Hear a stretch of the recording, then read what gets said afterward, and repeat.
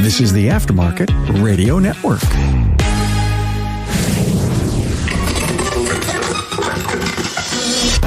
Hey, how do your service advisors close their sale with a customer? Are they pre-scheduling for future maintenance appointments? What an idea. From the Aftermarket Radio Network, it's Carm Capriato. Now, Brett Beachler's business has a 40% close rate for pre-scheduled maintenance appointments. He discusses how to make your current customers your future customers.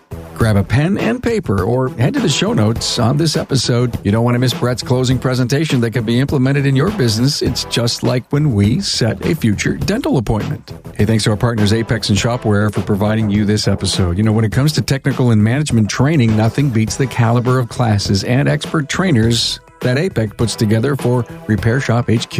Now, that's because a panel of shop owners selects the best training that will drive your business forward. Go to aapexshow.com/training and learn more. Hey, what if your customer could send you a video of that rumbling sound that they hear and make it part of a repair order? Well, that's not a dream, my friends, but the reality of Shopware. The future is here. Talk to my friends at getshopware.com. Hey, hello, world of the automotive aftermarket. It's Carm Capriato, Remarkable Results Radio. You know, our legacy is to continue to bring you the no-nonsense content that you can rely on to enhance your remarkable results as we advance the aftermarket. Honored to have my friend Brett Beachler on with me. How you doing, Carm? I'm great, Brett. This is a result of you dazzling me in episode 104 of the Aftermarket Weekly Show, where you and I just talk a little business and then we see a tour of your shop. And we've been doing that for, 100 plus weeks. We titled the episode Streamlining Processes with Brett Beachler. And I have told the story about the names on the bays of your technicians. I have told that story countless times since we've been on and hanging with some of your peers in San Diego, a couple of weekends ago at the Elite Invitational. But we scheduled Brett to come back on because how you impressed me is this, if you will, delivery station that you have for the final invoice for the customer. And here's the words I think you used. No invoices, no phones, one-on-one with the customer. And that could have been a quote from what you said. And I was so impressed knowing that your close ratio on setting a new appointment is so high. So let's tell the audience, what is that percentage? My percentage, I got a high batting average. No, I'm only saying that because I practice this so many times. I'm one of these goofballs that I want to master a system before I teach somebody else. I don't want to just tell somebody to go in there and figure out how to do it. I want me to prove that it can be done and then proceduralize it. And then guys can call their own, they can have their own styles. But if they stick to the path that you need to take, and I can walk through that. I actually video recorded one. So I'm going to create a video for my guys on how to do this. Like, here's how you start. You don't start with this. You start with this, because I'll explain some things that people don't want to do. It's like the earmark mistake when you're doing a closed sale, what you want to resist doing, I guess I should say. Some people can do it, but my guess is it's approximately 40%. There's probably about one in every two customer that I'm able to schedule for 6 months, 5 months, 4 months, whatever the system calculates down the road. And there's some ways to do that. You got to remember, I'm a weirdo about psychology. Like I try to understand what the other person sees and not just what our shop wants. We want to fill the schedule. We want A customers. We want our techs to be productive and healthy every day, taking care of customers, saving them. You know, I've talked about this, saving them $100,000 over the life of the car. I was explaining to my daughter's boyfriend the other day, I said, I wouldn't do what I did if my business costed my customer $100,000 more than versus buying a brand new car every 4 years. I wouldn't do it. I would find something else to do. It is so enriching for me to know what we're doing for customers and know what we're keeping them away from. One of the most critical points of our 8-point customer system is the customer close procedure. It's the presentation. I don't even like the word procedure when you're talking human on human. You are exactly where I want to be. I want to say that if someone's going to invest in this discussion between you and I, they're going to walk away with, ooh, there's a couple of building blocks that I can actually do something with. And because you love psychology and because you like to know what works and what doesn't. You've had years of perfection, if you will, to do this with. I call it striving for excellence because I will never be perfect. If we all strive for that, then guess what? Great things happen to us and our peoples and our company and our families. Yes. Hey, Carm here. Now, when it comes to technical and management training, nothing beats the caliber of classes and expert trainers that Apex puts together for Repair Shop HQ. And that's because a panel of shop owners selects the best training that will drive your business forward. Training is geared toward shop owners, service advisors, and technicians. Technical classes will include ADAS and calibrations, hybrid and electrical vehicle case studies, CAN bus diagnostics, electrical diagnosis, and using current probes to diagnose drivability dilemmas. On the management side, you'll learn marketing strategies that work, employee retention practices, building a culture that employees will embrace, and more. Expert trainers in this year's lineup include Mike Reynolds, John Thornton, Eric Ziegler, Greg Bunch, Bill Haas, and Kim and Brian Walker. Repair Shop HQ training will take place at Apex November 1st through the 3rd in Las Vegas. To learn more, go to aapexshow.com/training. Hey, stop guessing and get working on the next car or the opportunity to buy a second shop. Now, once you can see through the fog of numbers coming at you all day, you use less brain power to make better decisions. Start with reading the gauges on every bay and every tech with Shopware's capacity dashboard. Now, it makes it easy to see where you can squeeze in one more repair. Then get an overview of every business metric in your shop. Build your reports your way so the numbers that drive you jump out at you whenever you need them. Even if you add more shops to your operation, all the numbers end up consolidated by location or any way you want to slice and dice them. You're in control every step of the way, customizing as you go. Get a clear view. Get more profits. Get Shopware.com. I just want to pause for a moment. I just came back from the eye doctor. It was just yesterday, and I couldn't leave.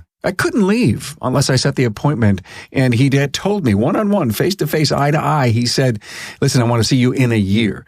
And as I'm leaving, he must have checkmarked something. A nurse took me to a handoff. I went into a place. I sat down.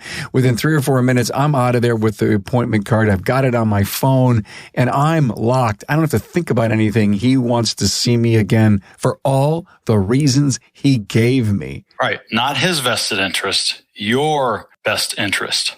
By the way, I can't get my hair cut unless she says, when are you coming? Is it 3 weeks? Is it 4 weeks? You know, what's going on? I open my phone. She opens her book. I walk. Same with the dentist.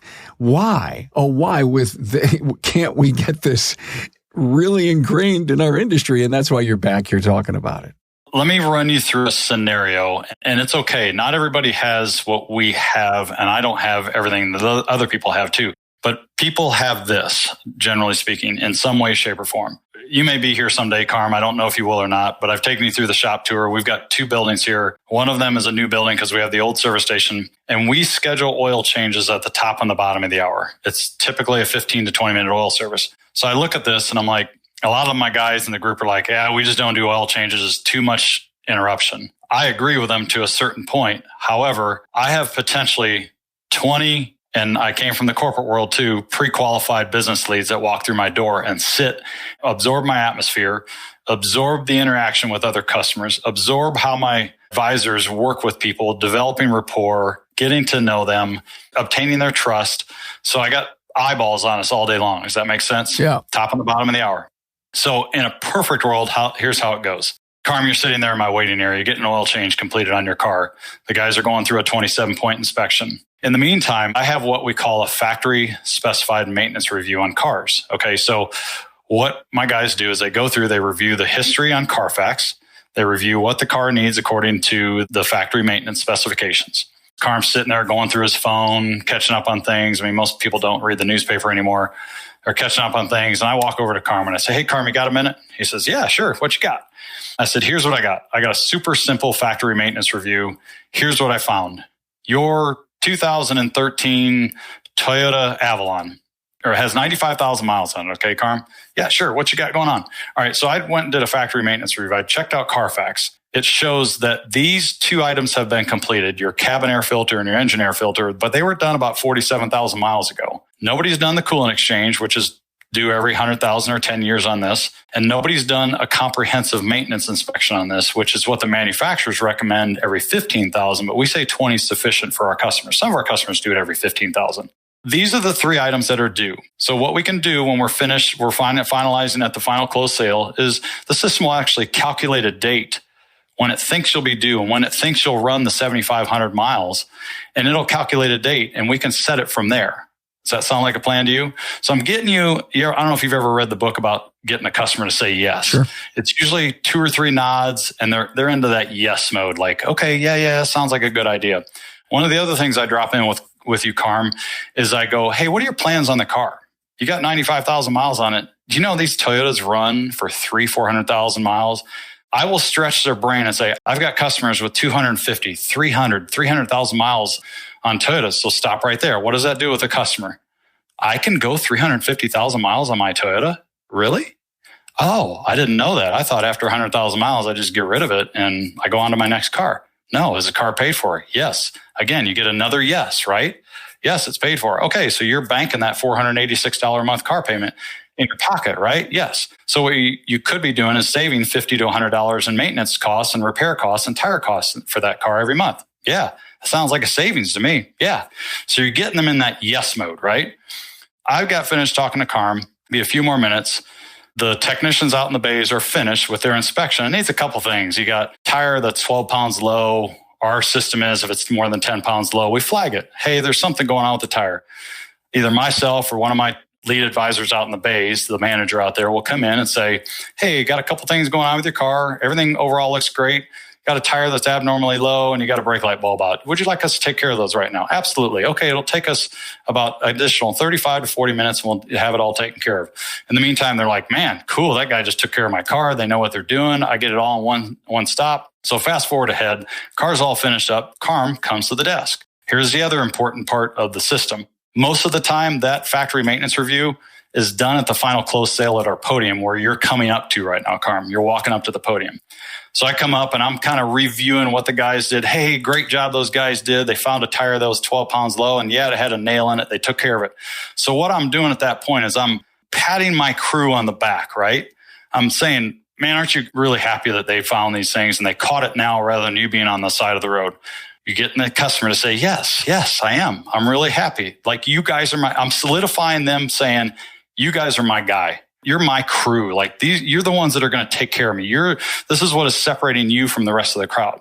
So I go over the inspection results. Here's what we did. Oh, by the way, you're missing a valve cap on one of your tires. We replaced that no charge. So I go through their inspection results, a couple of the items that they did extra special as bonuses to make them feel better and doing the right thing for that matter. So what I do next is I run through the estimate on the factory maintenance that Carm's going to do at the 100,000 mile mark. Okay, we're going to do the service package 3 and we're going to do the coolant exchange, Carm. This usually takes about a half day to a full day, Carm. Would you be okay leaving the vehicle? Yeah, I do. Okay, well, hang on just a second, Carm, because once I process this transaction, it's going to calculate the exact date it thinks you'll go 7,500 miles because my system learns the pace of your car. Sound good? So we do the transaction. The date comes up. It's Tuesday, October 13th. I'm just guessing. I don't have a calendar in front of me. I use key phrases, very key phrases. I go, Carm, you got the pick of the litter. What am I doing? I'm elevating Carm to you're my customer. I'm taking care of you. What I also say in this point is, just like you were talking about with your haircutting and your eye appointment, is I say most people schedule ahead. So I'm getting that group think going. Most people are scheduling ahead because you know what? Their time is valuable. And to be frank with you, you get to pick whatever day you want right now. The other thing I say is, and a lot of shops are like this right now, we are scheduling this type of stuff out 3 to 4 weeks. So the reason I'm offering this to you, Carm, right now is if you call me on October 12th and want to get in the next day, it's probably not going to happen. So all I'm doing is laying that groundwork for them to go, you know what? You just gave me all the right reasons to make an appointment 4, 5, 6, 7 months in advance. You gave me all the right reasons. There is no way in the world you're going to get to that closed sale and not say things like, a lot of our customers are doing this, just like the dentist. Here's why you want to do it. We're 3 to 4 weeks out. I've listened to my guys and my crew they're not excellent yet, but they're still working on it, and I'm coaching them. I've listened to them. When they eliminate things like we're booking 3 to 4 weeks out, a lot of people are doing this. Hey, the system says, and I tell them, you got to be definitive with them. The system says it's due October 13th. What is the day of the week that works best for you? And then we flip it even further. So if we're doing this creme de la creme service package 3, we try to herd them and try to invite them into leaving the vehicle the night before. Here's the reason. Our system works to where the service package 3, the oil service, the oil change portion of it is done by my light duty, my oil change techs, and then the comprehensive gets moved up front to the ASE techs. So what I do is I say, hey, it's a very high probability, Carm, that if you leave your car the night before, it'll be the first car the technician is able to inspect in the morning. So what does that do? Oh man, you're going to have me first up in the box? Awesome. Because typically what we try to do is have the service package 3 inspections done the first thing. Because if that car needs 4 hours worth of work, I would rather know it at 8:30 in the morning than at 1 o'clock in the afternoon. Carm, I'm not kidding you. It is absolutely crazy how well this system works. And what it does is it smooths out our world. Like we'll look at a week and we might have a dozen customers scheduled for that week that's scheduled 4 and 5 months ago. And it makes me smile. Now, our next step is to trickle that seed in to that customer and get a text to them about a week ahead saying, hey, by the way, just a reminder, you scheduled that for next week on Tuesday. We'll send you another text like on Friday to let you know that, because we typically text 48 hours out. Every day we got a system that my guy spends 5 minutes and we have a templated text. We send it out and we say, hey, your appointment's so-and-so day. You're going to leave it between 7 and 8, right? Yes, I am. The old way we used to do it, and we still do it this way because not all customers do it. If, Carm, your appointment was due on October 12th, guess what I'm doing on October 11th? I'm texting and emailing you saying, okay, it's time. You ready to schedule? How many times are you going to tip somebody over the scale on an email and a text versus you and I, Carm, talking nose to nose at a final close sale? You're right on with that, because of late, the doctors, the dentist, all these things that, they are finally coming due in your world. They're way overdoing it. Now, I'm not upset that they are, because some of them say, hey, if you can't make it, put a 2 and, text us back. It's a 2 that you can't make it. We'll call you to reschedule. But I love the reminder. Bottom line is our customers want to be taken care of. They want to think to a certain degree. They want to think when it comes to building that relationship with us, and then you've heard me talk about this, putting their feet in the cold water. And then once they get in fully submerged, they trust us 100%. Once they get to that point, then it's like, Brett, you do the thinking for me. I trust you, man. Like, if my car needs a right lower ball joint, then do it. We've got that relationship. I mean, you and I know their customers have stages. They don't all flip a switch and come into you and say, yeah, go ahead and do everything. It just doesn't work that way. Well, you're building trust. Part of it with that whole, I'm not going to sell it to you now, but we'd love to have you scheduled in, is I'm not here to be wham-bammed. Thank you, ma'amed. I'm here to build a relationship and trust.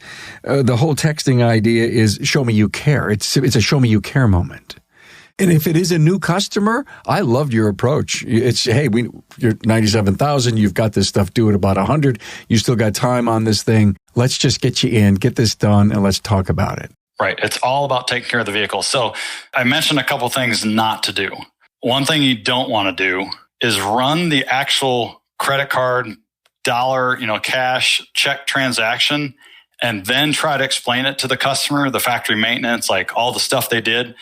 You've got somebody as a captive audience, because psychologically speaking, as soon as they run that transaction, they're done. Like, get me out of here. I'm ready to go.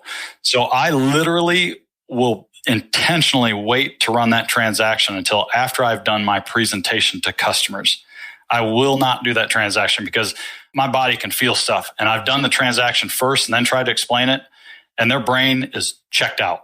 They are, okay, yeah, I got it.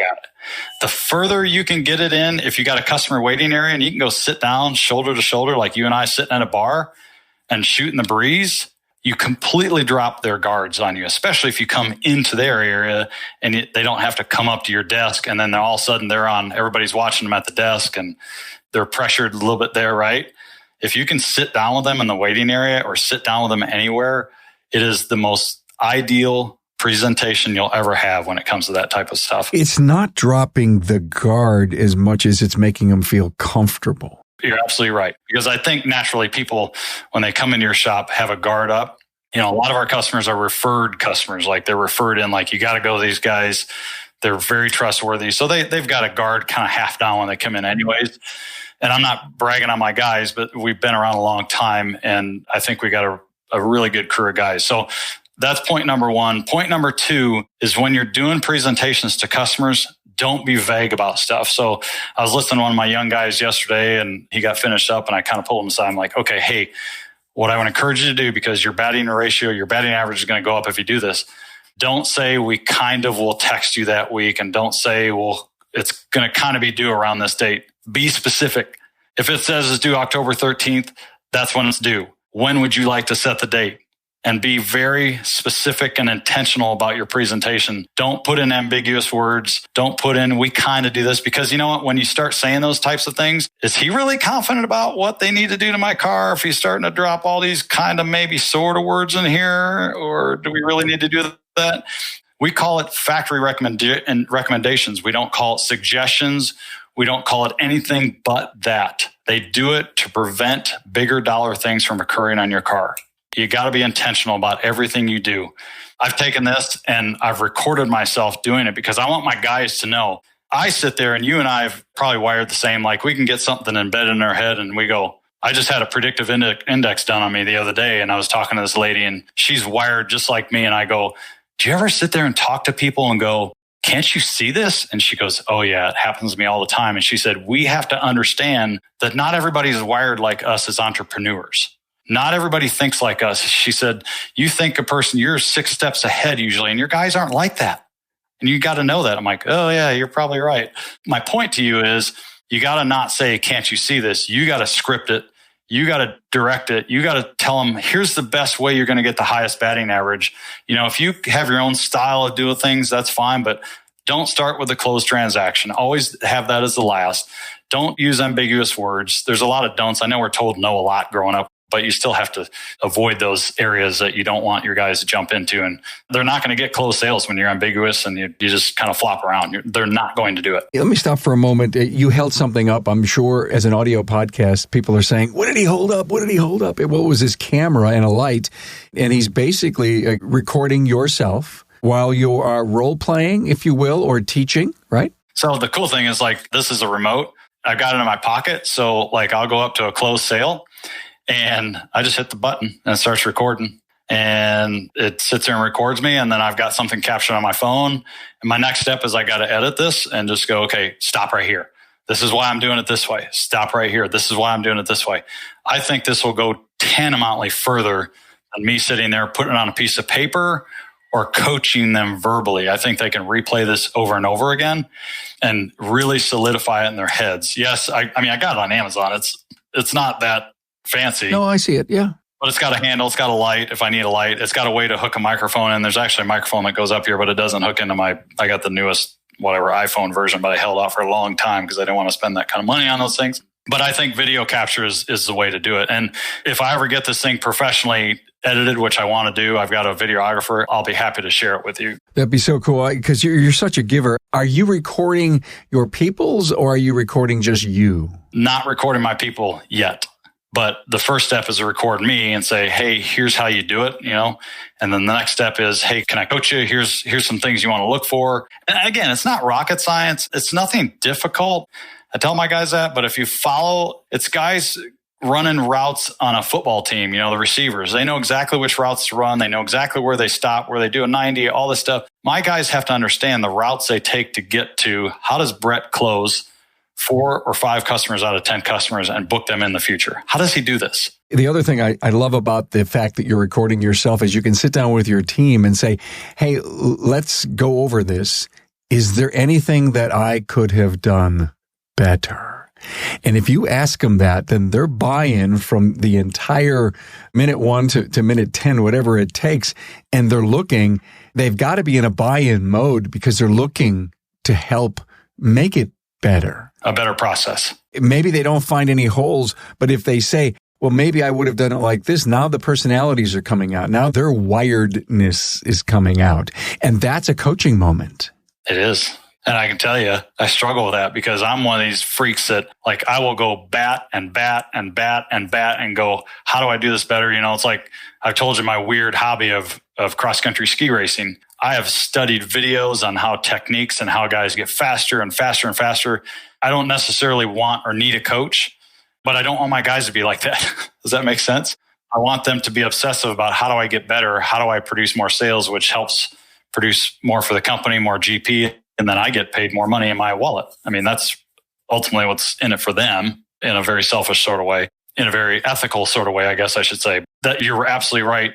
You have to have buy-in from your team. They don't need it shoved down their throat. They need to go, hey, what about doing it this way? How about presenting it this way?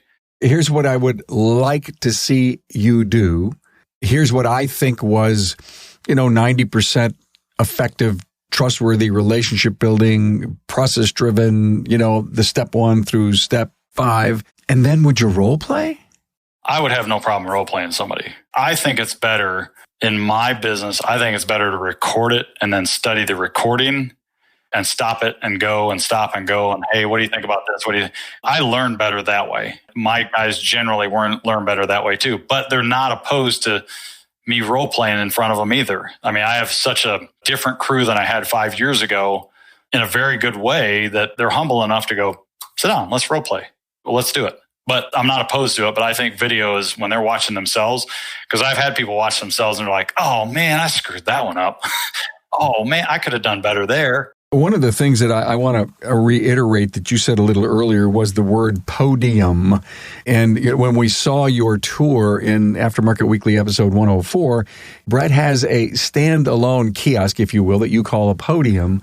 And that's where, if it's not in the waiting room shoulder to shoulder, it's quiet, it's focused. You don't have the junk laying around.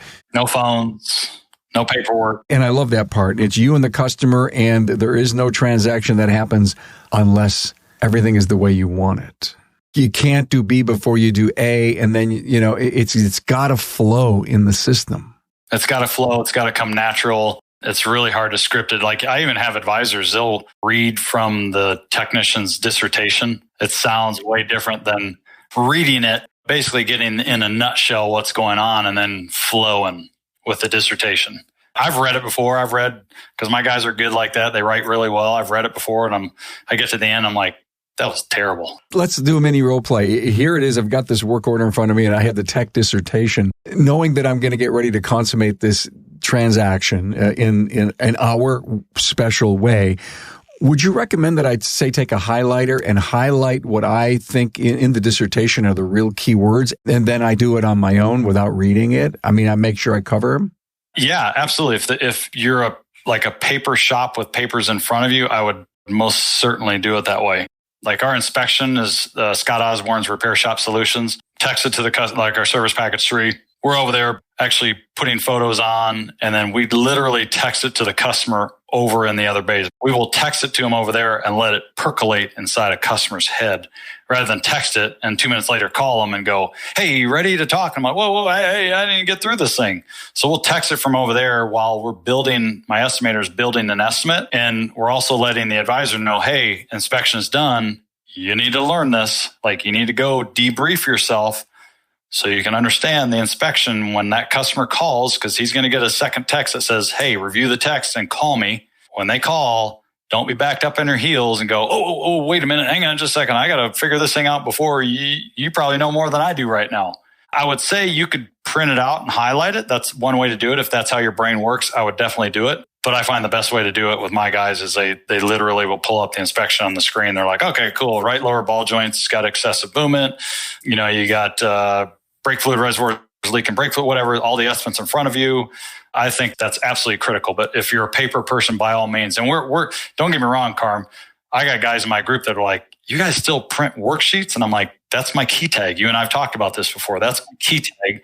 I have 8,000 cars a year going through this place, and we've never lost a key. Let's go back to that stumble, because we didn't read and understand what we're talking about. If it's not smooth, it's not credible. And there's no trust and, the honesty there. Why is the guy stumbling? Is he telling me a lie? Exactly. That's what people start reading in. Is he telling me a lie? Is he really confident in what he's presenting to me?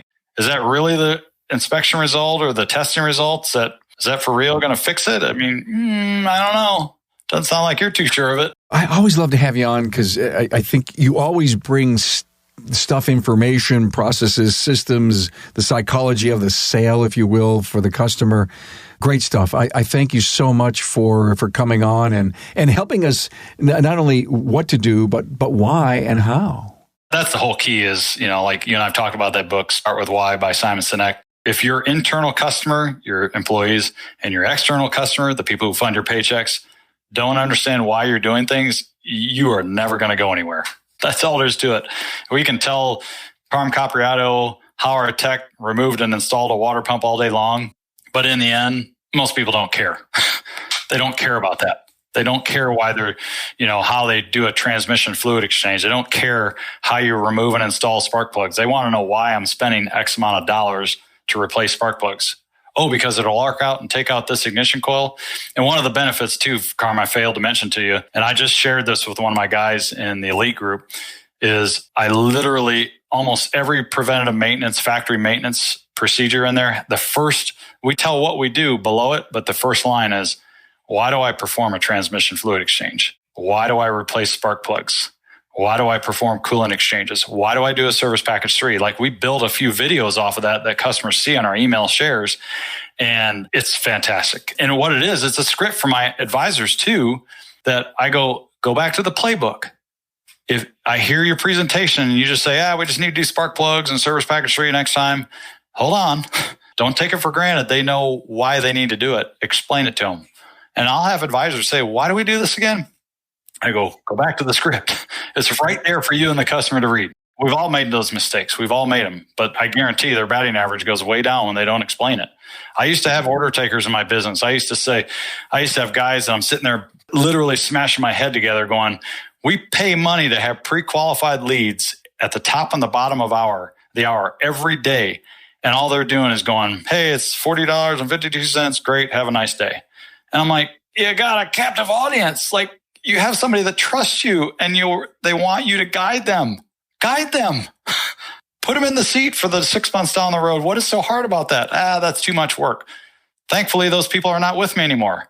And I don't mean that in a mean way. They're very nice people, but you got to have people on the team that are willing to present the whys and make the scheduled appointments in the future, period. If we didn't motivate someone to take some great notes, actually to share this with their team, I mean, come on, guys, let's have lunch. Let's listen to this Brett episode with Carm, and let's see, what portion of this can we do? And frankly, I think they can do everything. Anybody can do it. It's not rocket science. I tell people that. It's not like we're literally doing heart surgery and if we slip, somebody's going to die. You're going to make mistakes. Accept it. You're going to walk up to that podium, that closed sale, and go, oh, man, that was terrible.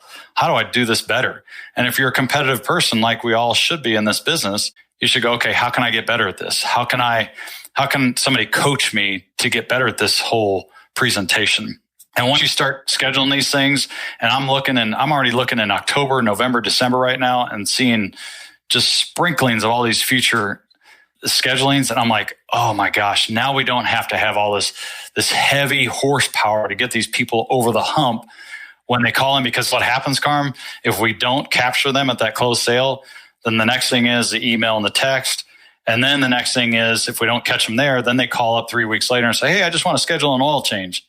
And we go, oh, wait. You got all this factory maintenance, dude. You want to do it? And their brain's already going, nope, just give me the oil change. So we got to wait another 6 months to get them in the door to capture them. In the meantime, something may happen to their car, and we should have done a better job of getting them in for the comprehensive factory maintenance, all that stuff. So there's a bunch of different areas you can capture it, but the best place is that closed sale. Amen. What a great summary of this episode. I'm going to leave it there. It's perfect. Brett Beachler from Beachler's Vehicle Care and Repair, Peoria, Illinois. I'd love to come up to hang out with you. We got a meeting in October. I know you do. I know. And Tracy and I were actually thinking of maybe just sneaking in there and hanging out with you guys. I know.